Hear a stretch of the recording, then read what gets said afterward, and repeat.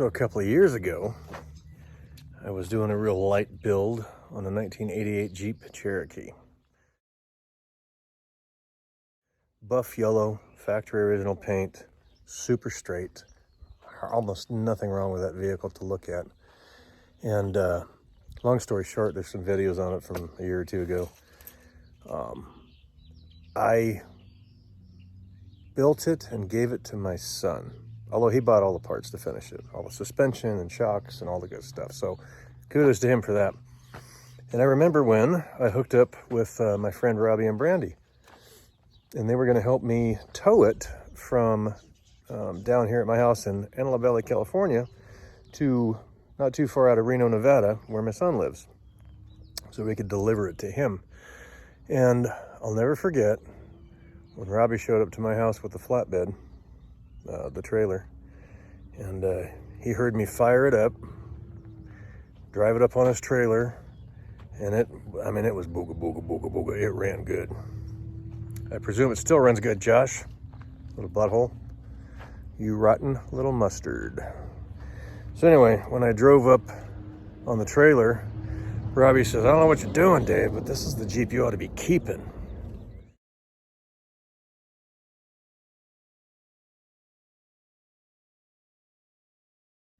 I was like, well, no, man, I'm going to build this here 2001. You know, what the hell? It's all pretty and blue, and it's more modern. What a pain in the ass.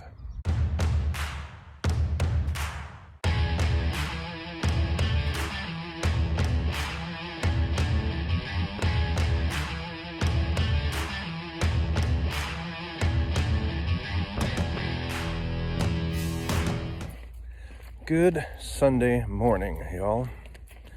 Sunday, March 7th. Getting a late start today, but it's a little chilly. My name is Dave. Friends have called me Mojave Dave for some 25 years, mostly because all of my adult life and some of my youth, every chance I got, I was out in the desert playing. No matter what rig it was I had, sometimes even just hiking around. I just loved the desert. I love Mother Nature, and the desert is my landscape, so that's where I go and play. But today I will be tinkering. I'll be tinkering on the Jeep Shite Box 2.0. Should get her fired up today. We'll see how it goes. My back's killing me. You all hear me bitch about that all the time, but nothing new. So anyway, back to the barn. Well, let's get rolling here. There she is in all her glory. When the 98 got wrecked, a friend of mine, Steve, was kind enough to be practical, tried to give this thing to me. I made him take a little bit of money for it. It was a two-wheel drive, had a badly blown up engine, but the body's real straight. Paint's pretty good, except for that roof. More on that later. Interior's in really good shape. It's I love it. She's beautiful. Had swapped all the good stuff out of the 98 in here. The engine, transmission, transfer case. Finally put my long radius arm kit on that I never got around to on Old Red. Haven't swapped out that Dana 35 yet for my 8 1/4 over there. The locked 8 1/4. She's a lot stronger than that little Dana 35, but that's coming. And then, of course, the 30 out of the front of Old Red. Had to fix a bracket on it. But she will be 4-wheel drive in no time. But today's about getting her fired up again. I actually had it fired up a few times, and it had a really, really lean condition. And it turned out that the intake manifold was warped really bad. Like, it put a loose, sloppy straight edge on it, and I could see, 40, 50 thousandths difference from one end, like a number 1 to number 6, for example. And no matter what I did, it wasn't going to pull up tight. So I took it off, and for half of what a used one would cost me, I had it machined. It took about a week before I got it back. They were busy, but just buttoning that back up and get her fired up today. Check for vacuum leaks. It was so lean that I should have recorded it, but I just wanted to shut her down. Both, it's got two PreCats right up under the intake and exhaust, and they were glowing red. She ran good, but boy, that was bad. So shut her down. This engine probably has 5 minutes run time, maybe something like that in this Jeep. So today we will get some things buttoned up and fire her up. Where did I put them? Oh, there they are. Yeah, there's the PreCats. You can see how that works. And that goes, that tucks way up under all that. It's a royal pain in the patootie. But first, I'm gonna go around and double check every single nut and bolt on this thing. I reinstalled the headers and the manifold, intake manifold yesterday, Saturday afternoon, and between my back and the cold wind, I just had enough. But I went around everything like 3 times, and every time I could get just a little more out of them safely. And with the kind of gasket I'm using and everything I've been through, I just want to go over them one more time, make sure they're snug, and then I can put the cats on, because some of them, once those catalytic converters are in place, you can't even access. They're impossible. So I don't want to have to take that all apart again. Life isn't easy when you own a Jeep. So anyway, I'm gonna put this camera away. Actually, it's my phone today. I'm gonna use it for some music and crawl into this thing and just start wrapping things up. So you're not gonna see a whole lot of tinkering, really. Hopefully you'll see some end result, a good end result. I'm hoping it's gonna be a good day. See you in a bit. Okay, I'm under the Jeep, and hopefully this thing doesn't try to flip around on me. But there's, oops, get my finger out of the way. There's the exhaust, and you can see how tight that is to the block. And when the 2 cats are in there, there's just no way to get to, there's 2 bottom bolts on here in particular that you have to get from down here the way this header's set up. So you can see why I didn't want to put it together just to have to take it apart yet again. Anyway, I'm gonna get to it. Well, I just double checked everything. Everything looks really good. Pushed her out of the barn because I've got the drain plug out of the radiator so I can kind of flush it a little bit. And moment of truth. 1. That's pretty good. Ooh. The hose trickling in here. She's got water. There she is.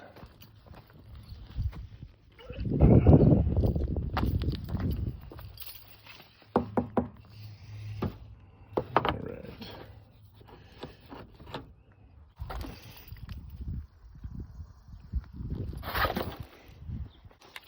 There they are. Keys.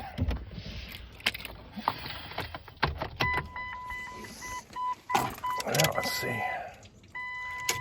Charge that fuel line a few times.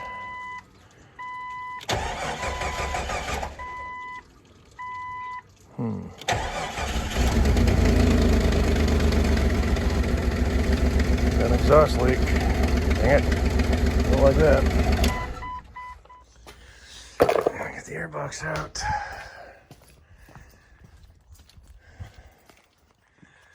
See what I can see. It's got to be right up here.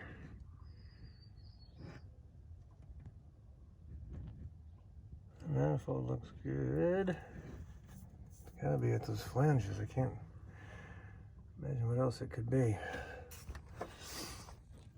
What am I seeing down there? Maybe just not tight enough.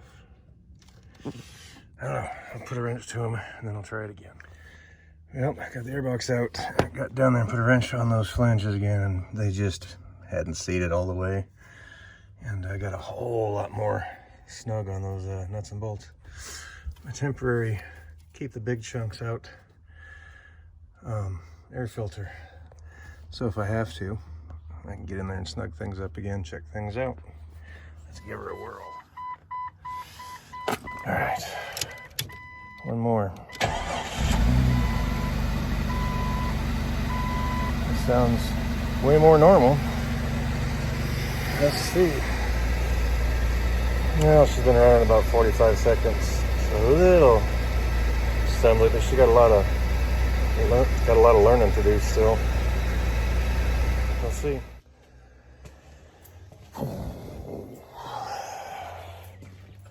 Yeah, it's been a hell of a frustrating day with the Jeep Shite Box 2.0. She's fighting me the entire way. Some good news.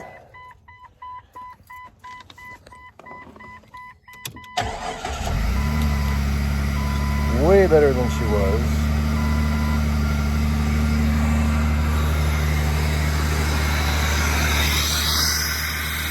Still way too fast and idle.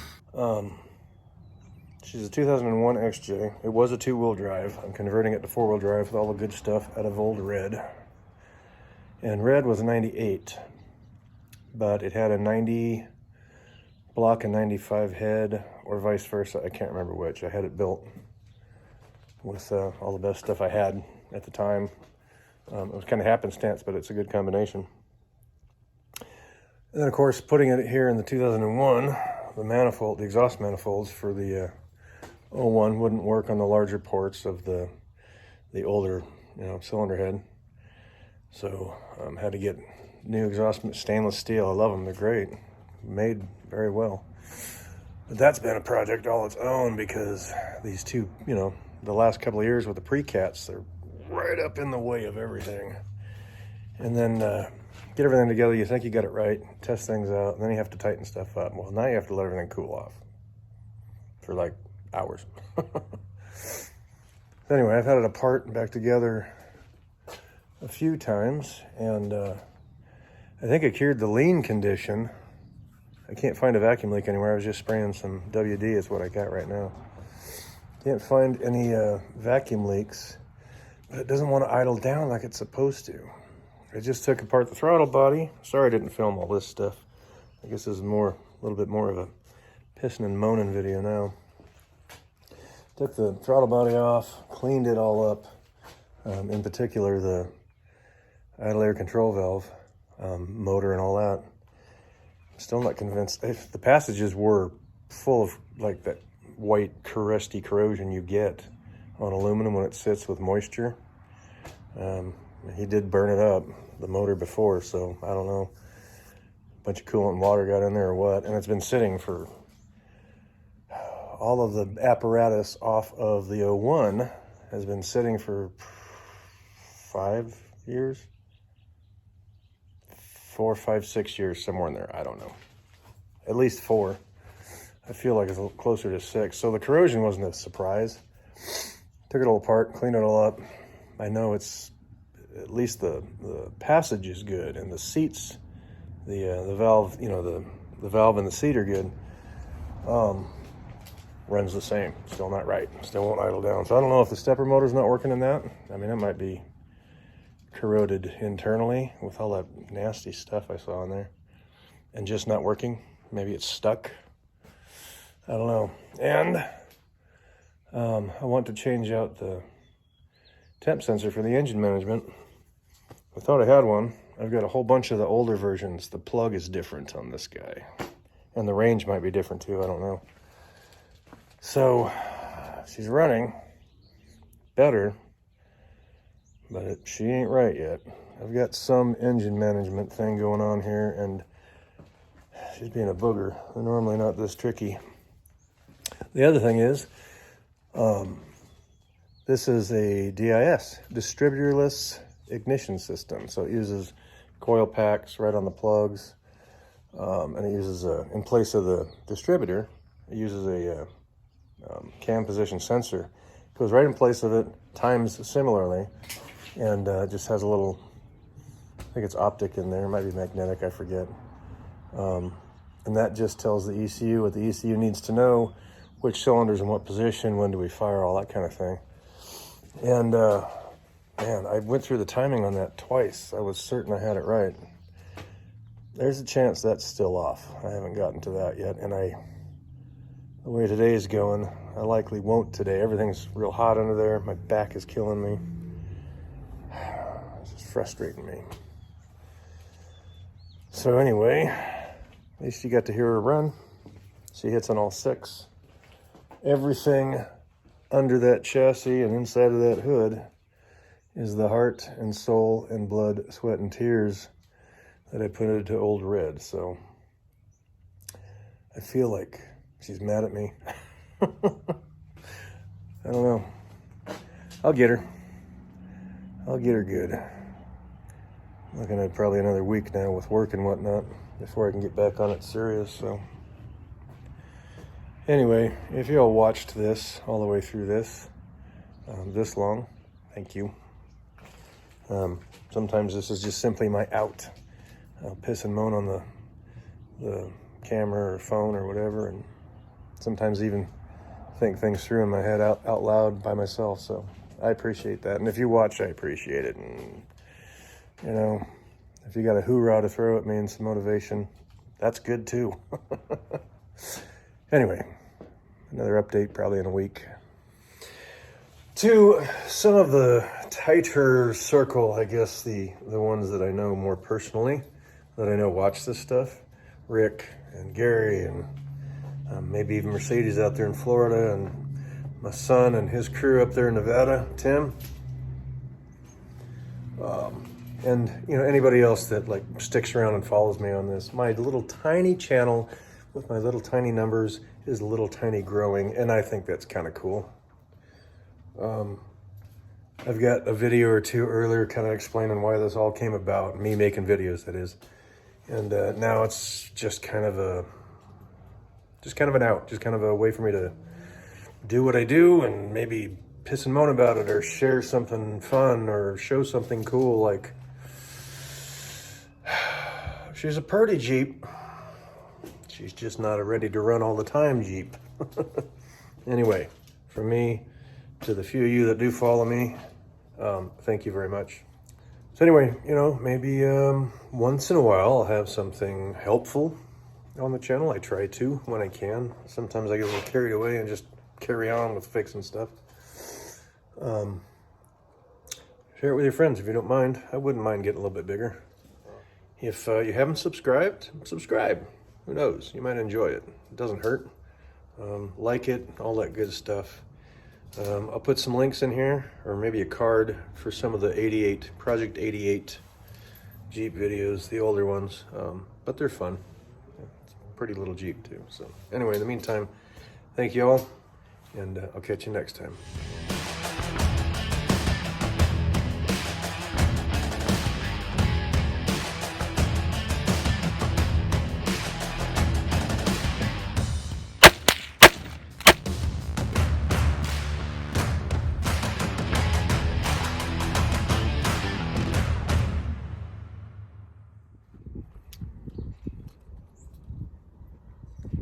So what do you say, Josh? Want to trade?